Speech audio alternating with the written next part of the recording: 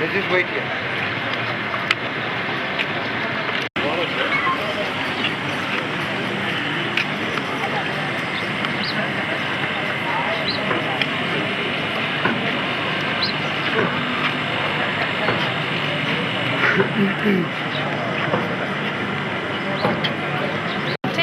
In charge of the hospital, Dr. Mel. Okay, so he's quickly going to tell you what we're going to see before we go in, just to make it's a big group to take through the hospital, and then he will be walking with you to just show you what. What are you going to show us now? I will move you around and show you the casualty, where we handled all of the injured. How many were there? 56 cases on the night of the 16th. Night here too. Yeah, for the afternoon. And then I'll show you through the hospital. And you can see where we treat our inpatients as well as our outpatients. On the evening, we've transferred quite a number of patients to specialist hospitals in Johannesburg and Pretoria. And you'll also see that we've got a facility where we could transfer patients by air, which we airlifted 3 cases from here. Right. Tell me, did any of the patients who were admitted die after admission? There were 1 case that passed away in casualty. In casualty? Yes. And do you know whether any of them, perhaps you can tell us, whether any of the people died en route to this hospital? Because he was shown spots yesterday where bodies were found, but that wasn't the total number 34. Now, I was told that that is explained by the fact that they were taken away and died either en route or died here. One of them died here. Yes. In casualty. Yeah. And any arrived with certified dead when they 2 arrived? cases were certified dead on arrival. On arrival. Yeah.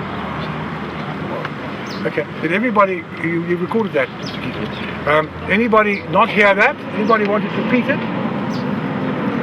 Right. So you're not going to take us, show us what you told us? Apologies, these are not...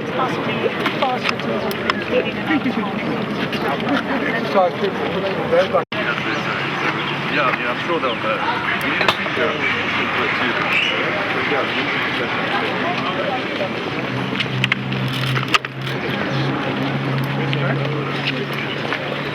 This one, yeah?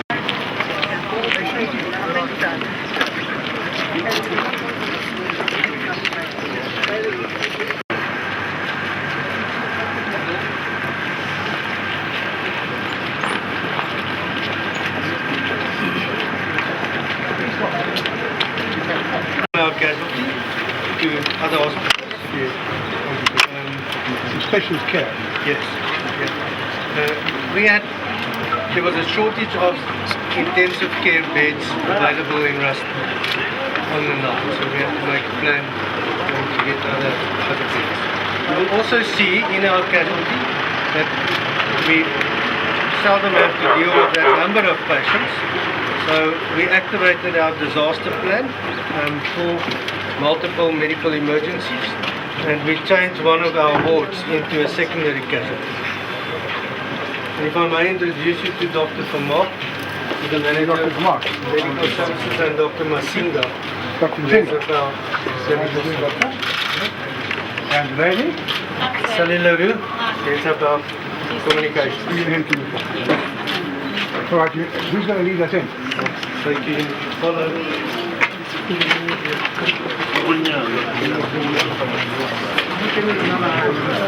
Sorry, just before everyone moves in, can you just have the council? Dr. Roda. First. Roda was head of the casualty and dealing with multiple clinical cases. How many doctors do you have here? 9. 9. 9 full-time? Yes. This is the honest Pleased to meet you.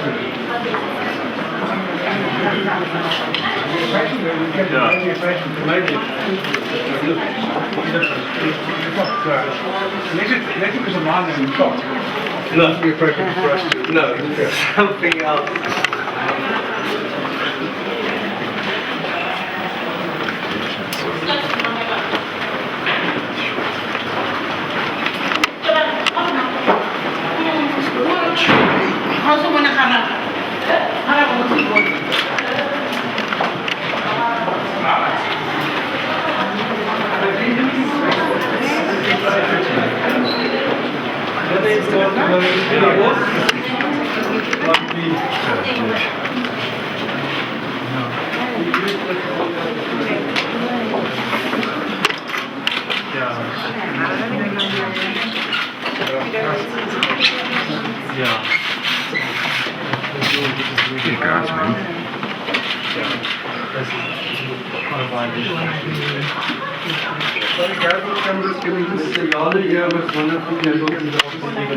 I think he was one of the people who were injured.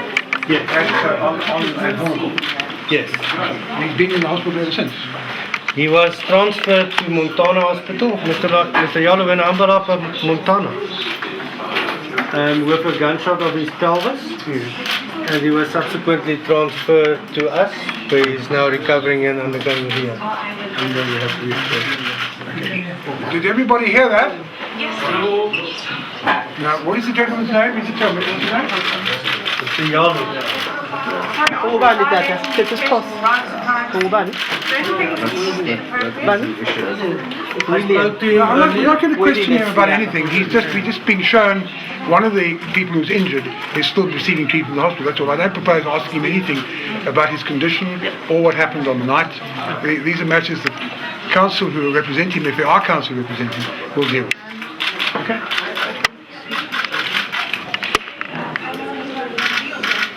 But did everybody hear what we were told? No. Well, can you repeat it quickly, Doctor? This ward, as I understand it, was turned into a second casualty ward on the night because there wasn't enough space in the original casualty ward. A number of patients were then taken to hospitals for specialist treatment. There wasn't enough space in Rustenburg, so some were taken to other hospitals. This particular patient apparently was taken to Montana, where he received treatment. He's now back here for further treatment and rehabilitation. He was one of those who was injured on the 16th. I think that's all basically, isn't it? Yes. Yes. I just want to ask, that Mambush, was he admitted in this hospital? Mambush was the gentleman in the green blanket. Yes, the one with the green blanket. What was his proper name? Mambush was his nickname. Yeah, it's a nickname. Nkuneni. Anyway, No, okay. I don't have to go into that now. You can ask them, presumably they lead evidence on that. Or you can possibly extract an admission from the Council for London at the inquiry. Okay? Okay. Is that all that you people have to show us? All right, thank you.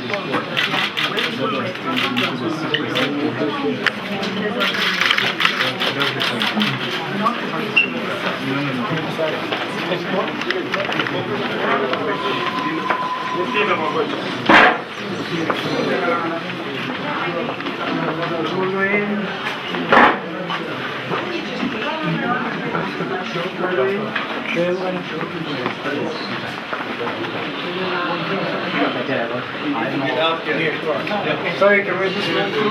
Dr. Mel, please request that you use the loud because people can't hear you. There we go. Maybe I can just repeat what I think if we could just use the loud People that couldn't hear what you said. Right, the people that couldn't hear, the doctor's going to repeat himself. So if you want to... So it's going to be repeated.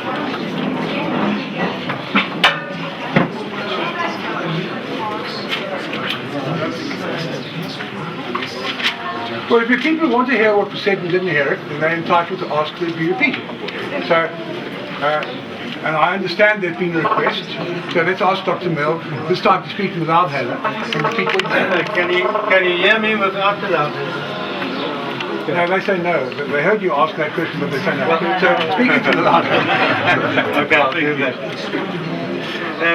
This is just to show you that we've used this ward as a secondary casualty on the evening, because clearly our primary casualty can only handle about 6 patients. We had some 56 patients on the evening. So we used this ward to stabilize patients, and then the patients were transferred, classified and transferred depending on the seriousness of their injuries to specialist hospitals. We transferred patients to Pretoria, Johannesburg, Rustenburg, and also some to a nearby mine hospital for the evening. 3 of the patients were flown out by Netcare 911 helicopter. The rest of the patients were transferred by ambulance. Okay. And then we saw a gentleman down the end there who was one of the patients who went to Montana for special treatment and came back and is recuperating here and receiving further treatment and rehab. But we didn't ask him any questions really, because that's not the purpose of this inspection. That is. Can we move on now? There's Tasha. Oh, they're still coming. Oh, Yeah. Where exactly are you going? We're going here. The office to get the process. Can we pass this direction? The hospital go to. Okay, guys, can you hear me? Yes. Okay, so I have here with me, I've got Victor and Patrick. Victor is our manager for housing. Patrick is our hostel manager specifically. They're going to show us the old style hostels, the hostels that are being converted, and then the final product of what they look like.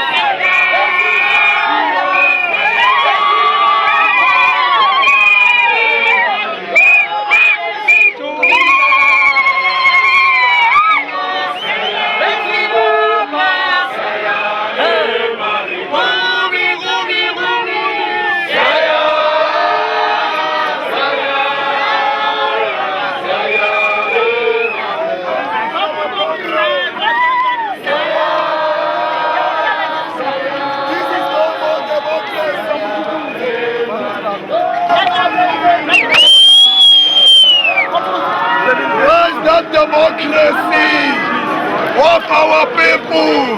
Sorry. Who are living to the account. Hang on. It's the Keystone gentleman. I'm right behind you. Keystone gentleman here. I'm right behind you. You're here. Okay. Now this is the spot next to the spot we were shown previously, where a vehicle was burnt. You now say one of the people who was shot in the vicinity of the NUM office. The one who was shot in the vicinity of the NUM office. The one. What went in? He fell here. As he had attempted to stand up, they stabbed him with an assegai. So he fell here next to the spot where we were shown earlier, and and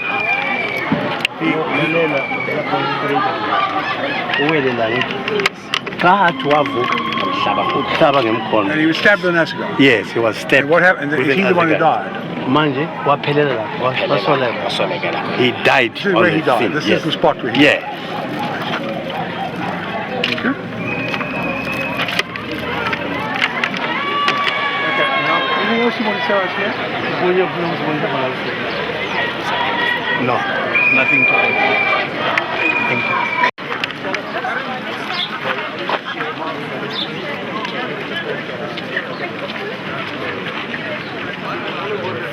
Shot cut face.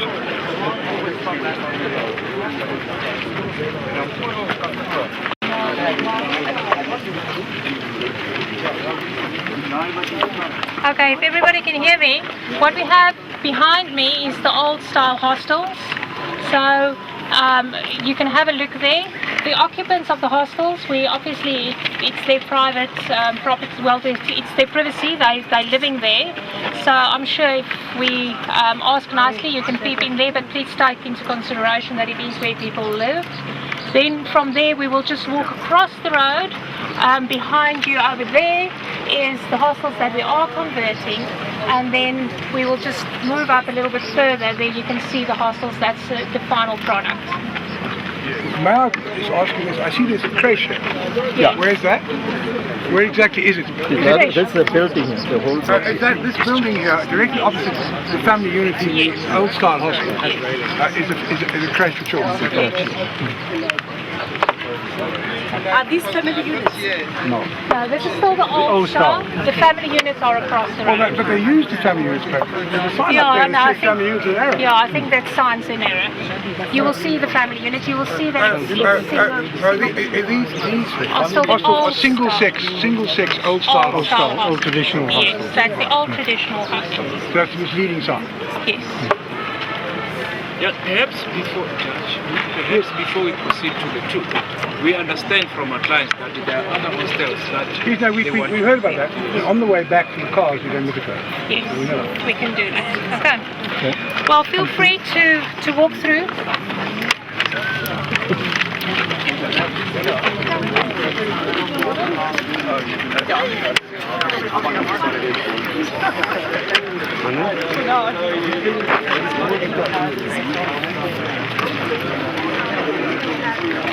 Koreski pauzela. Now, it's been suggested to us, just go in and look after the they won't look at anyone's belongings, just to see what the facilities are. Do you have any objection to him saying? Do you have any objection to that? Ask him. It's mine. He's a from the media. Ask him. Ask the people to.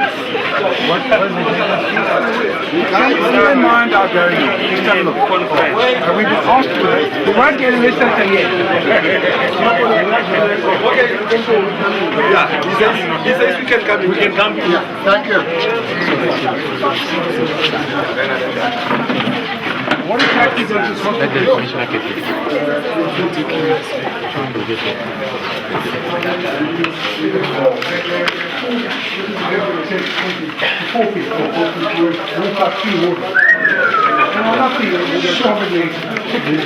From 6 How many people? Well, 4 beds. 4 beds, 6 lockers. Yeah. And this side, 3. And then on this side, we have 3 beds.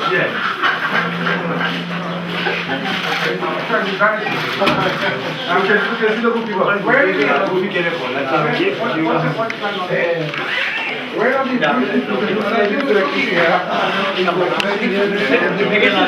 kitchen and pots, heating, and then the table is still got. Yeah, it's a hot plate. Yeah, hot plate, that's right. And where are these roosters living? They sit outside. Another floor. Yeah, thank you.